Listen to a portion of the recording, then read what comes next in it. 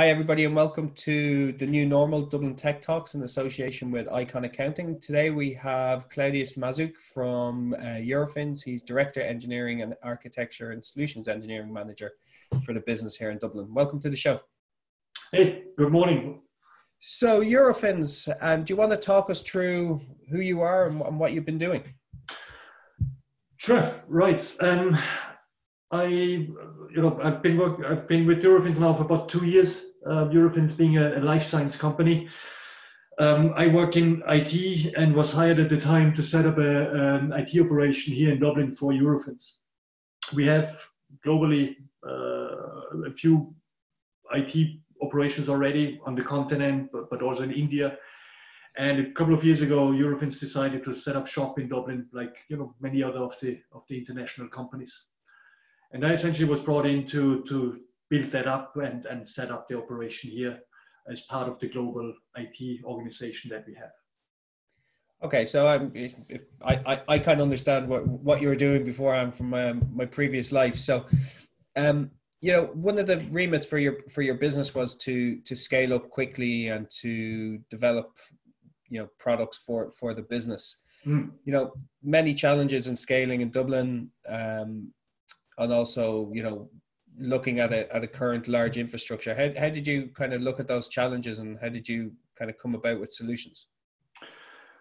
Well, let's look at the ramping up the team first, I guess. I mean, when I joined, I was the first IT employee in Ireland on a global level. We have a few laboratories already in Ireland. We have been in Ireland as a company for many years, but really focused on the laboratory business. One of the reasons why Eurofins decided to set up shop from an IT perspective is that there is in general excellent talent here in Dublin. And therefore, the expectation was that we will be able to find people quick enough. I mean, we had, I think, ambitious goals for a company that is not really a well-known brand in IT. We are a life science company. We are well-known in that space, of course. And the goal really was and still is to get up to about 150 or so people within about two and a half years. And how we went about it essentially is, figuring out how can we attract the right people in the speed. But also at the same time, it was clear that we need to build the brand of Eurofins within the IT organization. So we were trying to really get it a bit better known in the market. Although it's a big company, we are not a household name like other tech companies like Google or the Facebooks or the LinkedIns or all the big names that are in Dublin. And of course, our main focus is on the laboratory business, and we are essentially an internal IT organization for working for the group. So the goal really was to market Eurofins IT as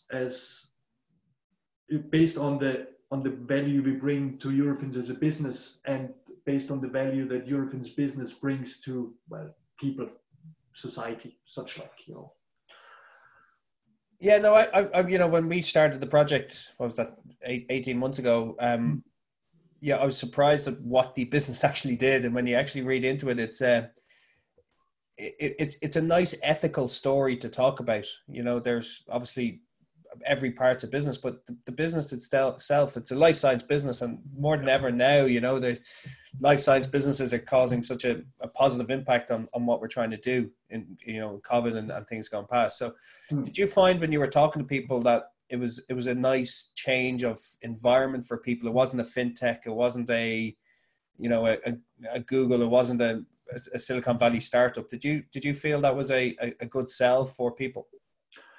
Well, I like to think so. I mean, the Dublin market is, fintech is big, financial services in general. We have lots of banks, insurance companies, financial services companies, and of course also the technology companies. And I think the reason why we were able to find good people in the speed that we were finding them is because it's a good story to tell that is not your mainstream financial services or your mainstream technology company. And I also have seen it that the people that we attract are people that have that interest in to a certain extent life sciences, and so more scientific minded, but also in working for a company that contributes in that positive matter to society. I mean, yes, insurance companies are important, banks are important, financial services companies are important, the economy, you need those things. But many people, many engineers like to think, okay, if I'm going to work, if I write software, I would like to write software that helps, with the health of people, with improvements in medical operations, with all those things. And I think it's actually one of our strongest selling points for IT. To be fair, we might not be the flashiest IT organization. As every large organization, we have technical debt, legacy. Because also of the type of business we do, we cannot always jump on the latest and greatest. When it comes to IT, we have regulators that are breathing down our neck. So everything needs to be very controlled, and quality is extremely critical. But if you look at the overall picture, the technology that we use and that we adopt is as good as any you find in any other industry. Okay, because we grow very fast, we have a big need to innovate to enable the business with that growth.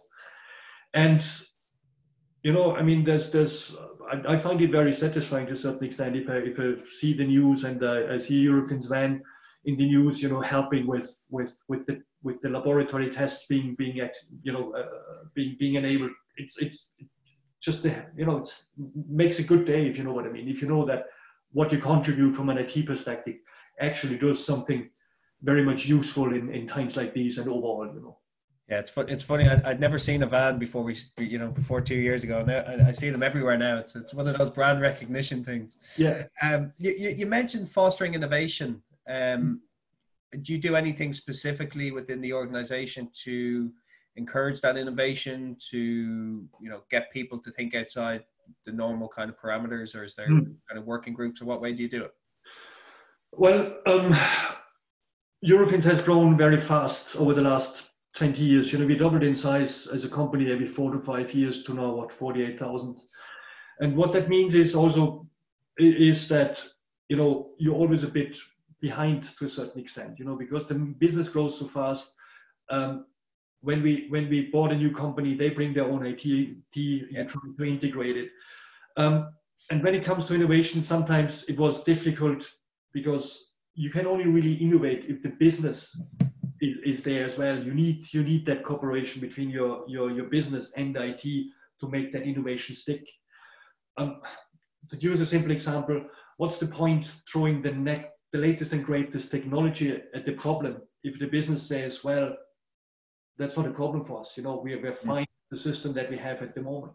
So you need really that collaboration to show the business by adopting technology, by helping with the knowledge innovation. You're actually helping the business to become better, more efficient, and such like. So that's where we're trying to focus when it comes to innovation. Apart from making sure that all systems are being made upgraded so they are safe, secure, and all those things that you struggle with when you have technical debt. Okay, bro. And so what numbers are you up to now? 80, 90? We are in the office now here. I think we're up to 71, 72. Okay, bro. So you're employee one. How has that been as a leader of a business to kind of, see a business grow quickly? Was it about 14, 15 months? To where it is now, and the challenges that it's brought as a leader or as a manager within a business, and kind of how have you dealt with that? Well, where do I start? I mean, last year in January we were, I think, 9 people in the office. Okay, we moved 2 months beforehand into a small shared managed service office space in Sandyford, and you essentially have to look after everything. You need to make sure that you have enough desk space. You need to understand, when you grow so fast, you don't want to rent an office for 200 people if you're not 200 people for the next 2.5 years, because that's a waste of money. So balance that was tricky, and coming up with the plan that is sustainable and that I also can sell to the board of Eurofins, so that they give me the money to make that investment. Because I mean that's always a challenge. But it's not only that. If you build an organization from scratch, it's, I think, really important to get the culture right. That you find the right people that understand what you're trying to achieve globally as a company in terms of company values, but also as a local leader. If you build an operation, it's almost a unique opportunity to shape it in a way that makes it a successful organization based on your own values and based on the values of a company. So the challenge really is, make sure you have the right, almost, well, there's a vision to say, okay, I want the workplace for the people that are hired to be in a certain way. I want it to be a positive working place. I want it to be a healthy working place. I want it to be a fun working place.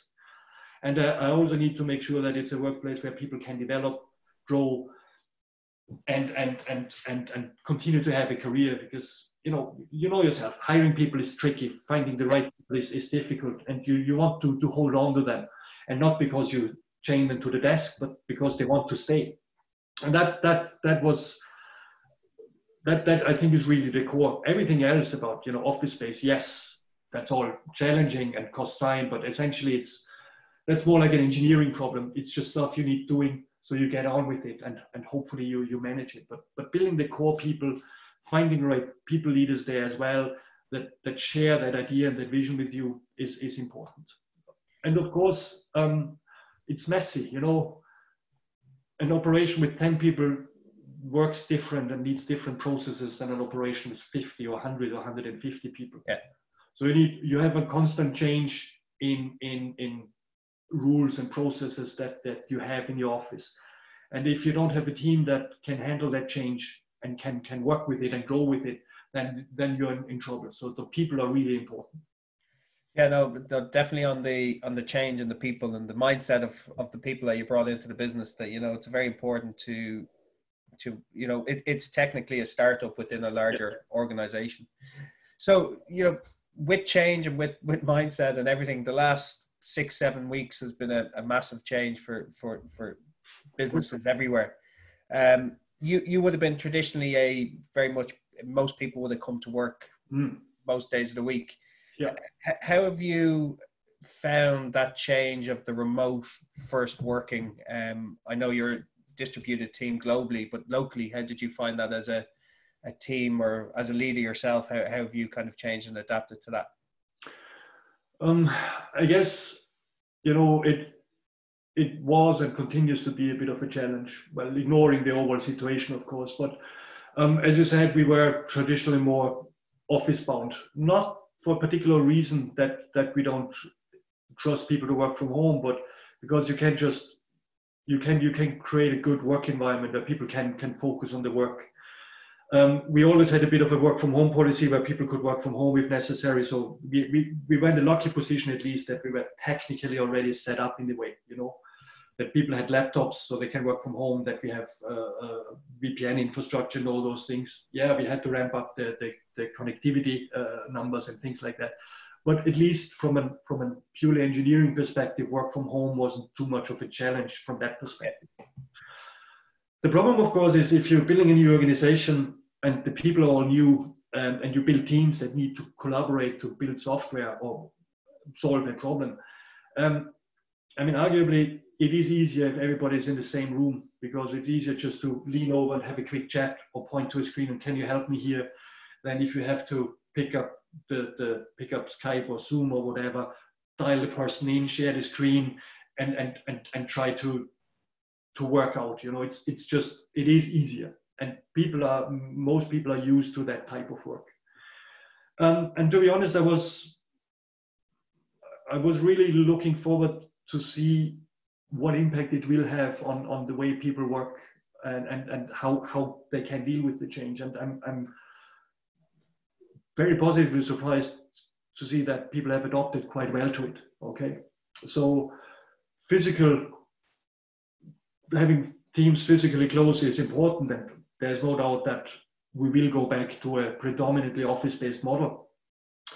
But we now know also that working from home or working remotely is not as much of a negative impact as we might potentially assumed, you know. Of course, I mean, working from home on a normal environment and working from home when that's the only place where you can do it, that's probably a different story. But in terms of adopting, I mean, what we're trying to do still is we do a fortnightly town hall, you know, do video conference with everybody, just quickly, few company updates, and there's always news and stuff to share. We did that already, of course, in the office, but we do it even more so. We check in with, we have regular check-in calls with all the people, just to make sure that we're not talking shop, but really ask, okay, how are you getting on? Are you feeling okay? Do you need any other support, you know? And I think this is necessary. It happens almost automatically when you're in the office, because people have a chat over a cup of coffee or go out for lunch or the water cooler. And you probably need to make a bit more coordinated effort when you're working from home or remotely completely. But yeah, I think the teams and people have arranged themselves in that way. So it works well. And how have you felt the change, and as the local leader? Has it been, you know, have you had to be more involved in conversations that you traditionally weren't? Have you kind of found yourself being kind of have more time, or what way has it been? Well, I still prefer working in the office and working with the people there, you know. I'm not sure if I'm a people's person as such, but you know, I like the personal interaction anyway, and that's probably one of the reasons why I do that job. Well, it definitely is. So for me, the people element of the job is very important, and I do miss it, you know. And to be honest, I found that I probably work a bit more time, because when I'm in the office and you need a cup of coffee, you have to get up the desk, you go to the kitchen, you meet somebody, and you have a 5-10 minute conversation. Yeah. Sometimes about work, sometimes not about work. Here, I go down to the kitchen, press the button, get my cup of coffee, go back to the laptop, you know.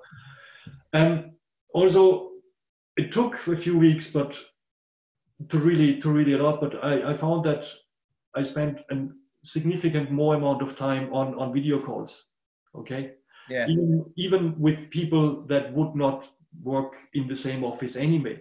So everybody, I think, has a bit of a, I'm not sure if it's a desire, but there's more interaction on the video calls, even with people now, even with people that are not in the office anyway.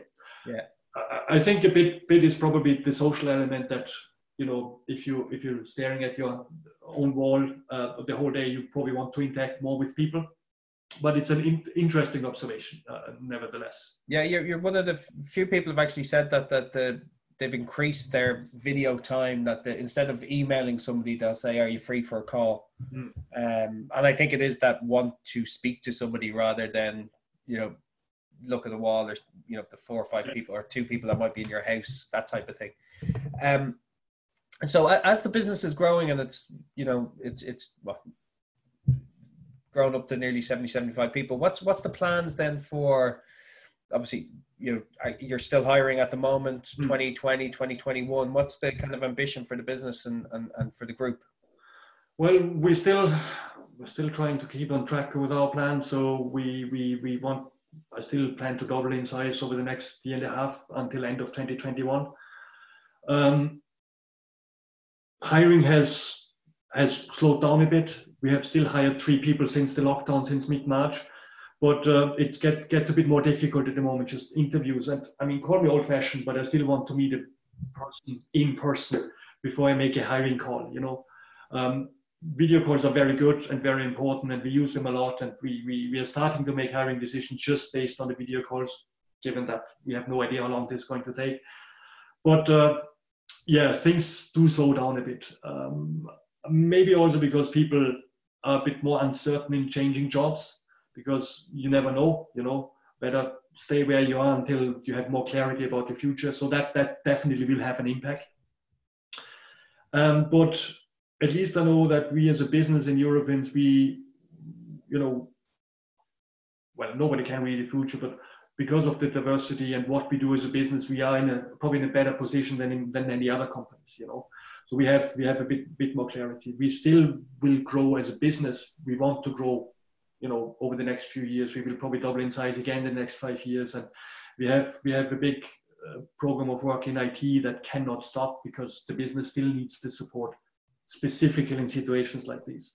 So we are plowing ahead. Will we hit the goals that we set ourselves? Will this crisis situation here impact that? Yes.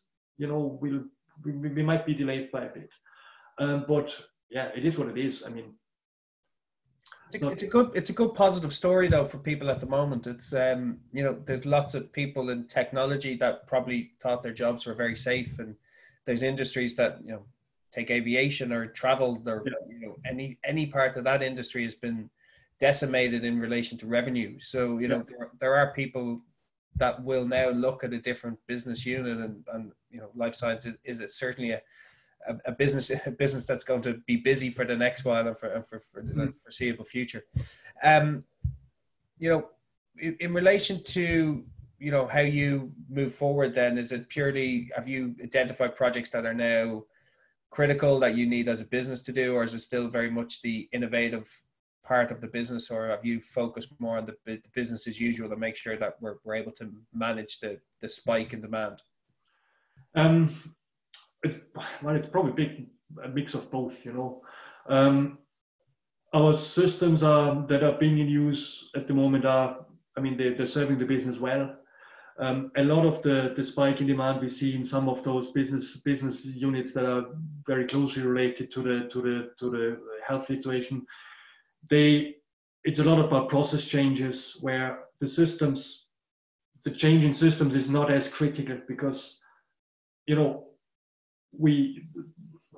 systems are built for scalability anyway, because they have to be, and we have challenges, of course, and then what you just try to find a solution.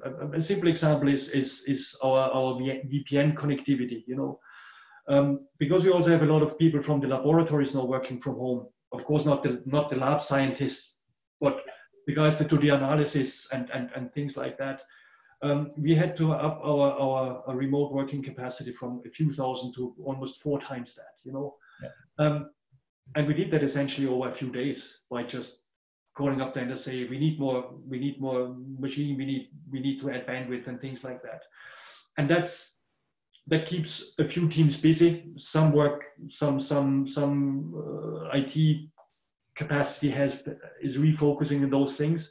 But I think we're over that hump at the moment already. This has gone on for a few weeks now, so we have established that. And whilst I'm not saying we are back to a business as usual mode, far from that, we can focus on what we want to do at the moment anyway. And we have got a good, interesting and important work going on. We as you will be able to read from our annual results and such, like we have been making big investments in new IT systems for our labs over the last couple of years. The development there and the investment is slowly coming to an end, and we're looking forward to really roll this out and make it available to hundreds of laboratories. And we cannot slow down with this because you have a big investment. You need to put it out there and get your money back. And it's also critical for the business to support further growth. So it's business as usual, whilst we are trying to also review our processes for situations like this to get a bit more flexibility and those things. So I guess from an engineering point of view, it's interesting times as well, because we have a better idea now where we are exposed from a systems perspective, where we need to focus on what our weaknesses are, even more so as we already were aware. And you get on with it and try to fix it and make it better. That's certainly what we're doing. Brilliant. No, thanks, Mil, for your time today, Claudius. It's really interesting story, and it's a really good news story, and a good your business is doing well. You're hiring. You're still using innovation through difficult times. So thanks, Mil, for your time. I'll put all your information if people are interested underneath. Thanks, Mil, and we'll talk to you soon. Thank you.